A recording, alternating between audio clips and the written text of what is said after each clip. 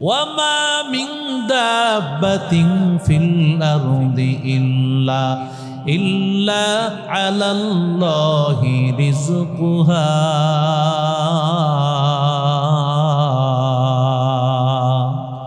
আল্লাহ বলেন এমন কোন প্রাণী নাই যেই প্রাণীর রিজিক কে দেয় না। আরো জোরে বলেন। মুসা নবী আল্লাহর পয়গম্বর, মুসা নবী বিবিকে নিয়া রাতের বেলায় চলতেছেন। মুসা পয়গম্বর হঠাৎ করে তিনি আগুন তালাশ করতেছেন, কারণ স্ত্রী সন্তান সম্ভব না, স্ত্রীর সন্তান হবে।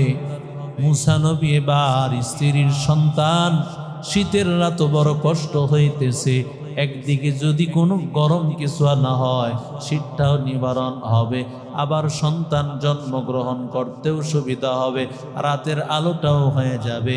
হঠাৎ করে মুসা নবী যখন আল্লাহর সাথে কথা বলতে বলতে দেরি হয়ে গেল, হঠাৎ চিন্তা হয়ে গেল আমি আমার স্ত্রীকে তো রেখে আসলাম, জানি না কি অবস্থায় আমার স্ত্রী আছে।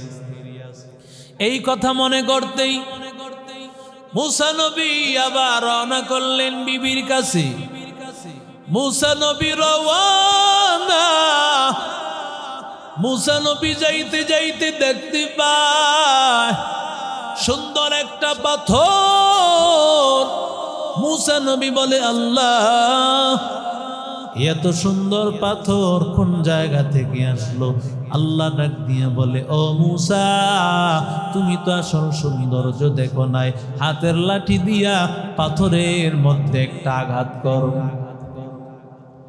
মুসা নবীর লাঠি দিয়া পাথরে আঘাত করলেন, কারণ মুসা নবীর লাঠি এত দামি, এত দামি, যেই লাঠি দিয়া মুসা পয়গম্বরের 12টা গোত্রের জন্য আল্লাহ যখন নদী পার করেছেন আমার মালিক আল্লাহ তাআলা মুসা নবীর লাঠির আঘাত দিয়া সাথে সাথে 12টা রাস্তা হয়ে গেছে। যখন পানি পান করবে পাথরের মধ্যে আঘাত করেছে, 12টা ঝর্ণা চালু হয়ে গেছে। এটাই হলো মুসা নবীর লাঠি। এটার মধ্যে আলো থাকতো, কোনো জায়গা থেকে কিছু পারতে হইলে লাঠি দিয়েই পারতো।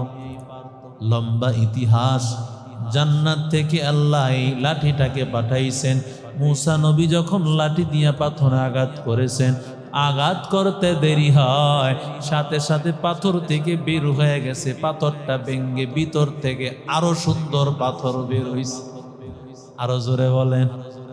মুসা নবী বড় অবাক, আল্লাহ, আগের পাথরের চাইতে পাথরটা আরো সুন্দর। ও মালিক, আগের পাথরের চাইতে পাথরটা আরো সুন্দর। আল্লাহ ডাক দিয়া বলে, মুসা শেষ হয় না, আরেকটা দাও বাড়ি। মুসা নবী দিছে আরেকটা বাড়ি, দেখে ভিতরে আরো সুন্দর পাথর আছে। সুবহানাল্লাহ। এবার মুসা পয়গম্বর একেবারে তৃতীয়বার যখন আবার পাথরে বাড়ি দিলেন, দেখলেন ভিতরে ছোট্ট একটা পিপিলিকার মতো একটা প্রাণী, ভিতরে তার মুখের মধ্যে খাবার, তার মুখের মধ্যে আল্লাহ খাবারের ব্যবস্থা করে দিয়েছেন। পিপিলিকাকে আল্লাহ পয়গম্বর মুসা নবী যখন দেখছে এই 3টা পাথরের ভিতরে একটা ছোট্ট পাথর, ওই পাথরের মধ্যে পিপিলিকা, আর ওই পিপিলিকার মুখের মধ্যে আল্লাহ তাআলার রিজিক। हर लहज़े मोमिन की नई शान नहीं आन, हर लहज़े मोमिन की नई शान नहीं आन, गुफ्तार में किरदार में अल्लाह की बुरहान, गुफ्तार में किरदार में अल्लाह की बुरहान, गफ्फारी क़ह्हारी क़ुद्दूस जबरूत, गफ्फारी क़ह्हारी क़ुद्दूस जबरूत, ये चार अनासिर हैं तो बनता है मुसलमान। ये चार अनासिर हैं तो बनता है मुसलमान। उल्फत में बराबर के वफा हो के जफा हो। उल्फत में बराबर के वफा हो के जफा हो। हर चीज़ में लज्जत है अगर दिल में मज़ा हो। हर चीज़ में लज्जत है अगर दिल में मज़ा हो। সকলে পড়ি আলহামদুলিল্লাহ। হুমায়রা কার হাটের শুভ উদ্বোধন উপলক্ষে আয়োজিত আজকেই মহতি মাহফিলের সম্মানিত হযরত উলামায়ে কেরাম, আসরের নামাজ থেকে যিনি আপনাদেরকে কোরআনে হাকিম থেকে চমৎকার আলোচনা শুনিয়েছেন, এদেশের তরুণ প্রজন্মের আইডল, হাজারো যুবকের হৃদয়ের স্পন্দন হযরতুল আল্লামা হযরত মাওলানা ইয়াসিন মাহমুদ বরকতুল্লাহ সাহেব আপনাদেরকে দিক নির্দেশনামূলক চমৎকার কথা হযরত শুনিয়েছেন। অনেক ব্যস্ত মানুষ, তারপরও আমাদের মহাব্বতে এখানে এসেছেন, আমাদেরকে সময় দিয়েছেন। আল্লাহ তাআলা হযরতের দীর্ঘ নেক হায়াত নসিব করেন। সকলে পড়ি আমিন। বিশেষ করে যেই হুমায়রা কার হাটে আমরা বসে আছি, আমার শ্রদ্ধাভাজন কাকা জনাব ইউসুফ সাহেব এবং তার ছেলে আমার অত্যন্ত মহাব্বতের ভাই জনাব কারি ইয়াসিন মাহমুদ, তাদের অক্লান্ত প্রচেষ্টায় আজকে হুমায়রা কার হাটের শুভ উদ্বোধনী আয়োজন। আল্লাহ তাআলা গাড়ির এই ব্যবসা আল্লাহর কাছে বড় একটি দামি একটি ব্যবসা। এর মাধ্যমে মানুষের যাতায়াত চলাচল হয়। যার মাধ্যমে এটা নিবে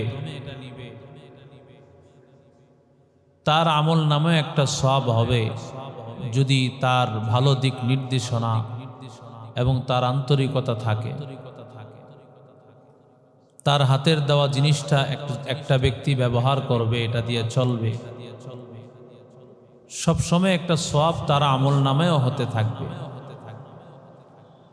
আল্লাহ তাআলা প্রত্যেকটা ব্যবসায়ীকে আল্লাহ তাআলা আলাদা একটি মর্যাদা দান করেছেন।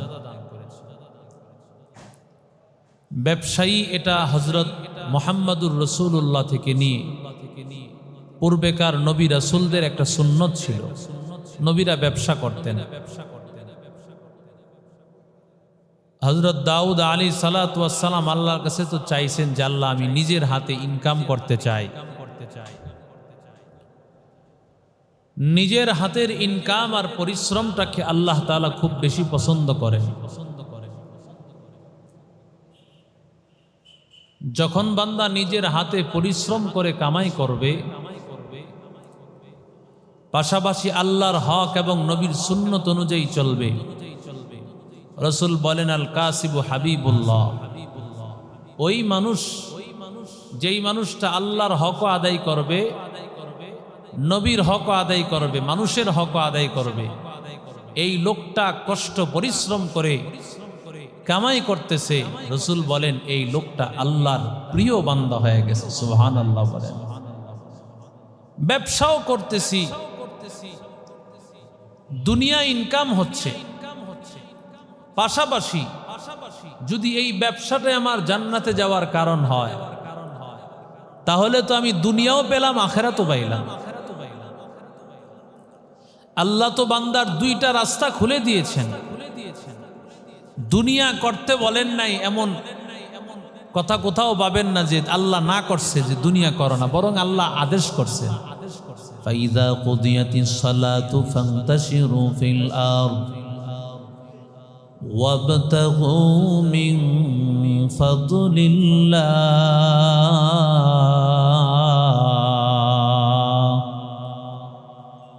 আল্লাহ বলেন নামাজ হয়ে গেছে, এবার দুনিয়াতে ছড়ায় পড়ো, হালাল রিজিক তালাশ করো, আল্লাহর অনুগ্রহ তালাশ করো রে ভাই।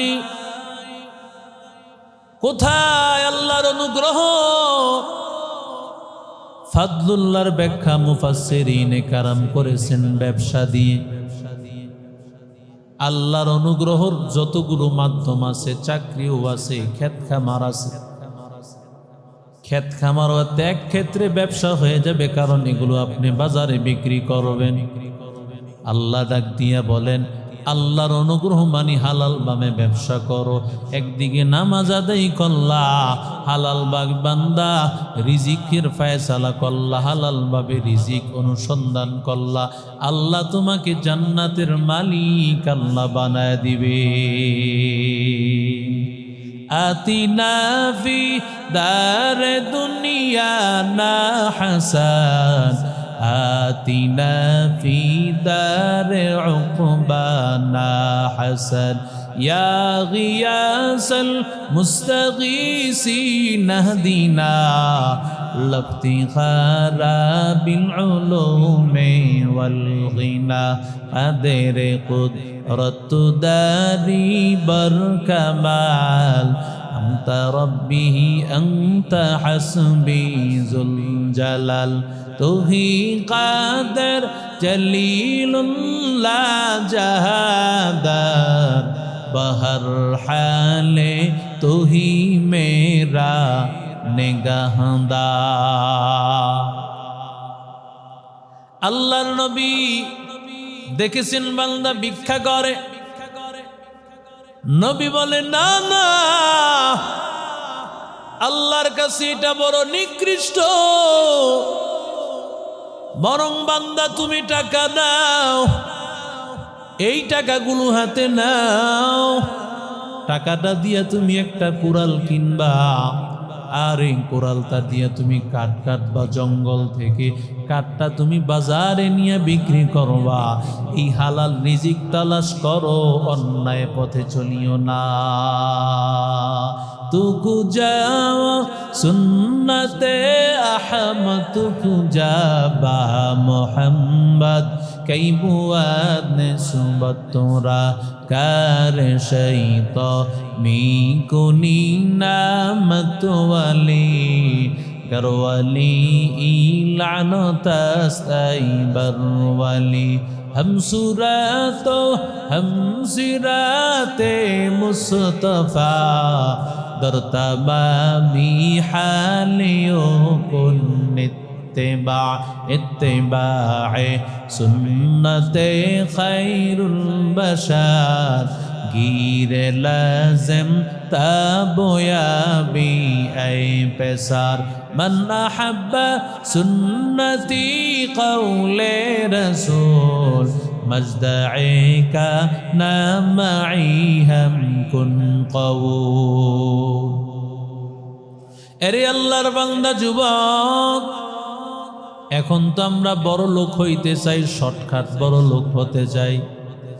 যদি সুদের টাকা দিয়া, ঘুষের টাকা দিয়া, ব্যাংকের লোন দিয়া বড় লোক হওয়া যায়, তাহলে ব্যবসা করতে যায় কি? এজন্যই তো দেখেন না কিছু কিছু মানুষ আছে নোংরা রাজনীতি করে, রাজনীতির নাম দিয়া, এমপির নাম দিয়া, মন্ত্রীর নাম দিয়া বিভিন্ন জায়গা থেকে চাঁদা তোলে, এটাই তার প্রধান ব্যবসা। ঠিক কিনা বলেন? ওরা এটাকে ব্যবসা বানায়। আল্লাহ বলে এটা তোদের ব্যবসা না, হালাল রিজিক তালাশ কর। আল্লাহ নবীদেরকে বলেছেন পয়গম্বর নিজের হাতে কামাই করেন, অন্যের ক্ষতি করবেন না। ওরে আল্লাহর বান্দা, আল্লাহ হালাল রিজিককে বড় পছন্দ করেন। ওয়ামা মিন দাব্বাতিন ফিল আরদি ইল্লা ইল্লা আলাল্লাহি রিজকুহা।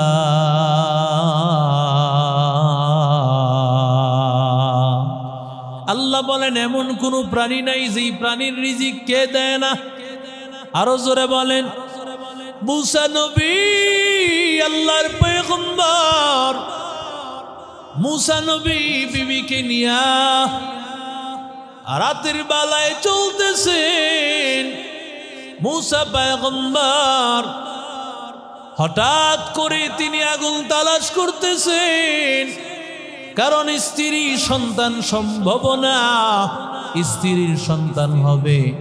মুসা নবী এবার স্ত্রীর সন্তান, শীতের রাত বড় কষ্ট হইতেছে, একদিকে যদি কোনো গরম কিছু না হয় শীতটাও নিবারণ হবে, আবার সন্তান জন্মগ্রহণ করতেও সুবিধা হবে, রাতের আলোটাও হয়ে যাবে।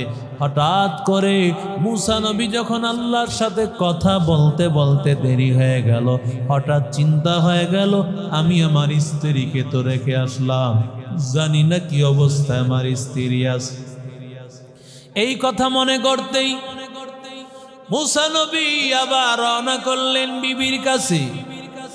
মুসা নবী রওয়ানা। মুসা নবী যাইতে যাইতে দেখতে পায় সুন্দর একটা পাথর। মুসা নবী বলে আল্লাহ, এত সুন্দর পাথর কোন জায়গা থেকে আসলো?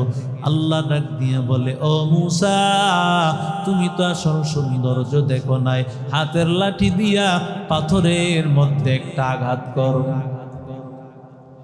মুসা নবীর লাঠি দিয়া পাথরে আঘাত করলেন, কারণ মুসা নবীর লাঠি এত দামি, এত দামি, যেই লাঠি দিয়া মুসা পয়গম্বরের 12টা গোত্রের জন্য আল্লাহ যখন নদী পার করেছেন আমার মালিক আল্লাহ তাআলা মুসা নবীর লাঠির আঘাত দিয়া সাথে সাথে 12টা রাস্তা হয়ে গেছে।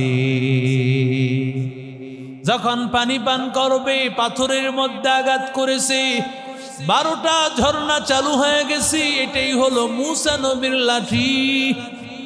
এটার মধ্যে আলো থাকতো, কোন জায়গা থেকে কিছু পারতে হইলে লাঠি দিয়েই পারত। লম্বা ইতিহাস, জান্নাত থেকে আল্লাহ এই লাঠিটাকে পাঠাইছেন। মুসা নবী যখন লাঠি দিয়ে পাথরে আঘাত করেছেন, আঘাত করতে দেরি হয়, সাথে সাথে পাথর থেকে বের হয়ে গেছে, পাথরটা ভেঙ্গে ভিতর থেকে আরো সুন্দর পাথর বের হইছে। আরো জোরে বলেন। মুসা নবী বড় অবাক, আল্লাহ আগের পাথরের চাইতে পাথরটা আরো সুন্দর। ও মালিক, আগের পাথরের চাইতে পাথরটা আরো সুন্দর। আল্লাহ ডাক দিয়া বলে মুসা শেষ হয় না, আর একটা দাও বাড়ি। মুসা নবী দিছে আর একটা বাড়ি, দেখে ভিতরে আরো সুন্দর পাথর আছে। সুবহানাল্লাহ কন। এবার মুসা পয়গম্বর একেবারে তৃতীয়বার যখন আবার পাথরে বাড়ি দিলেন, দেখলেন ভিতরে ছোট্ট একটা পিপিলিকার মতো একটা প্রাণী, ভিতরে তার মুখের মধ্যে খাবার, তার মুখের মধ্যে আল্লাহ খাবারের ব্যবস্থা করে দিয়েছেন। পিপিলিকাকে আল্লাহ পয়গম্বর মুসা নবী যখন দেখছে এই 3টা পাথরের ভিতরে একটা ছোট্ট পাথর, ওই পাথরের মধ্যে পিপিলিকা, আর ওই পিপিলিকার মুখের মধ্যে আল্লাহ তাআলার রিজিক। আরো জোরে বলেন। মুসা নবী বড় অবাক। মুসা নবী আল্লাহর মাখলুককে ডাক দেয়া বলতেছেন, আল্লাহ কি করিয়া তোমার এই রিজিকের ফয়সালা করলো? এবার ছোট্ট পিপিলিকা আমার আল্লাহর শুকর আদায় করতেছে। আলহামদুলিল্লাহিল্লাযী লা ইয়ানসানি, আমার ওই আল্লাহর শুকর যে আল্লাহ আমাকে ভুলি না। ওয়ারানি, আমার আল্লাহ আমাকে এখানেই দেখতেছেন, আল্লাহ আমাকে ভুলে না। এই পাথরের মধ্যেও আমার মালিক আমার দিকে তাকাইয়া আছে। রে আল্লাহর বান্দা যুবক, ছোট্ট একটা বিবিলিকার জবান থেকে যখন মালিকের প্রশংসার আওয়াজ, যখন মালিকের প্রশংসার আওয়াজ শুনছে, সাথে সাথে আল্লাহর বান্দা মুসা নবী বড় পেরেশান হয়ে গেল। এই ছোট্ট পিপিলিকাটা আমার মালিকের কেমন প্রশংসা করে, ওর কাছেও বুঝি আমার আল্লাহ রিজিক পাঠায়। আর তুমি আশরাফুল মাখলুকাত নবীর উম্মত মুসলমান, আমাকে একটু বলো আল্লাহ কি তোমার রিজিকের ব্যবস্থা করবে না? কথা কন না কেন? করবেন? জোরে বলে। কাফেররে খাওয়ায়নি আল্লাহ? খাওয়ায়। আম করছে কি খাওয়ায়? বেশি খাওয়ায়। কথা কন না কেন? কাফেররে খাওয়ায়। আমি মুসলমানের ঘরের সন্তান, আল্লাহ আমাকে না খাওয়ায় রাখবে? তাহলে হারাম রাস্তাটা কেন বলেন? সল ছাতুরি কেন? কেন 2 নম্বরই করে খেতে হবে বলেন আমাকে? রিজিকের ফায়সালা কার হাতে? আরো জোরে বলেন। আর রিজকু মাকসুমুন, নবী বলেন তোমার রিজিক তোমার কপালে সিল মেরা লেখা রাখছেন কে? আল্লাহ লেখা রাখছেন। ইন্নাল্লাহা ইনদাহু ইলমুস সাআহ ওয়া ইউনাজ্জিলুল গায়স ওয়া ইয়ালামু মা ফিল আরহাম ওয়া মা তাদরি নাফসুম মাযা তাকসিবু গাদা।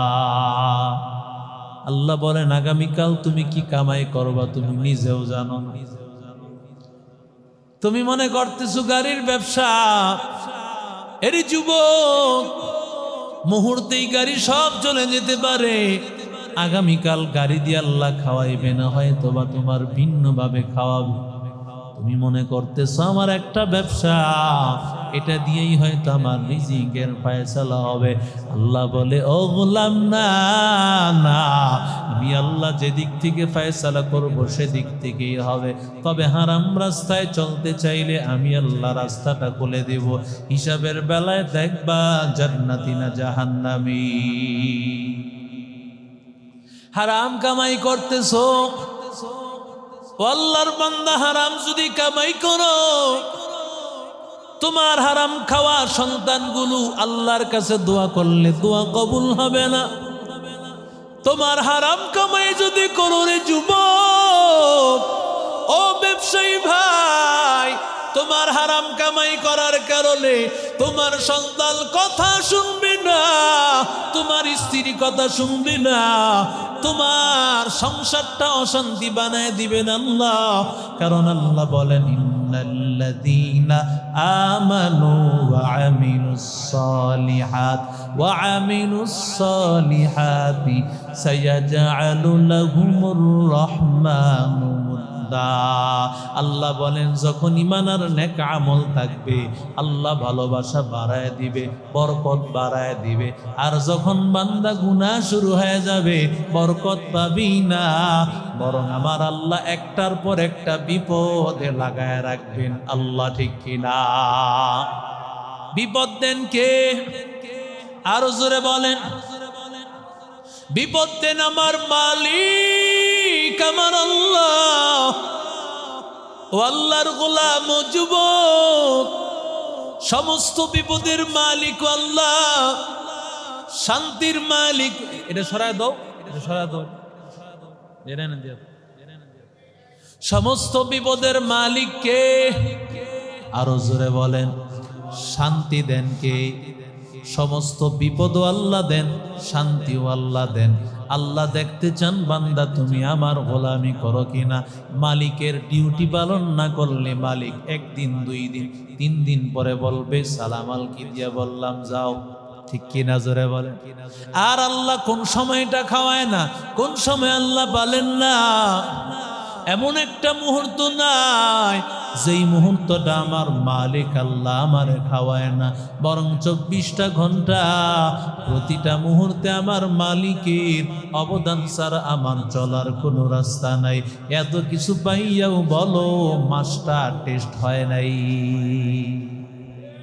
কত খাবার খাই দেখে, মাছের লেজে একরকম স্বাদ, মাছের মাথাটা আরেক রকম, মাছের পেটাটা একরকম, একরকম এত রকম স্বাদ শুধু এক মাছের মধ্যেই আছে। কথা কন না কেন? এই হরেক রকমের খাবার খায় হুজুর খাওয়ানটা টেস্ট হয় নাই। টেস্ট বুঝাইবো তোমারে জাগা মতো, ঠিক কিনা জোরে বল। এরে আল্লাহর বান্দা যুবক, সমস্ত অশান্তির মূল গুনাহ আর সব অশান্তি দূর হওয়ার মাধ্যম ইস্তিগফার। বুজুর্গরা বলেন সমস্ত অশান্তির মূল হলো গুনাহ, আর সব অশান্তি দূর হওয়ার মাধ্যম হলো আস্তাগফিরুল্লাহ। ইয়া আইয়ুহাল্লাযীনা আমানু লিমা তাকুলুনা মা লা তাফআলুন।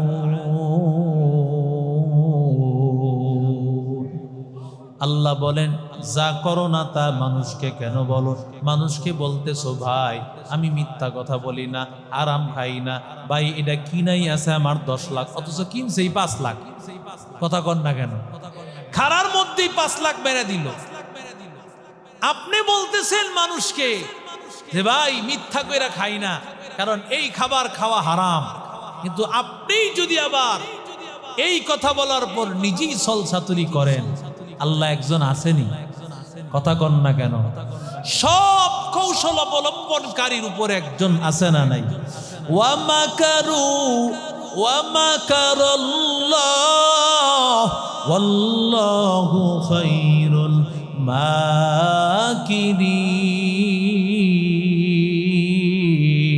माकिरीन। हकीकत से तो दुनिया बेखबर है, दुनिया की नुमाइश पर नजर है। नमी गोयम के अज दुनिया जुदा बाश बहर करे के बाशी बा खुदा बस। जिससे दुनिया अज खुदा गाफिल बुदान निगबाशुक नकोरा हो फर जिंदजान आबदर कश्ती हलाके कश्तियास आप अंदर जीरे कश्ती पुश्तिया। वल्लर बंदा আল্লাহ তাআলা তো বলেছেন আত-তাজিরু সাদুকুল আমিন মা'আন নাবিয়্যিন ওয়াস সিদ্দীকিন ওয়াস শুহাদা। এখানে অনেকে আছে ব্যবসা করি, বিভিন্ন ব্যবসায়ী ভাই, হয়তোবা অনেকেই কারহাটের সাথে জড়িত আছেন। আল্লাহর বান্দা, ব্যবসায়ীদের এত বড় দামি কথা, এত বড় সুসংবাদ আমার নবীর মতো পৃথিবীর অন্য কেউ শোনাতে পারে নাই। আল্লাহ বলেন ও ব্যবসায়ী ভাই, 2টা গুণ যদি অর্জন করতে পারো, আল আমিন, ওরে বান্দা, as-সাদুক, সত্য কথা বলবা, আমানতদারির সাথে ব্যবসা করবা, 2টা গুণ যদি হয়, আমার মালিক আল্লাহ নবীদের সাথে তোমার হাসর করে দিবি।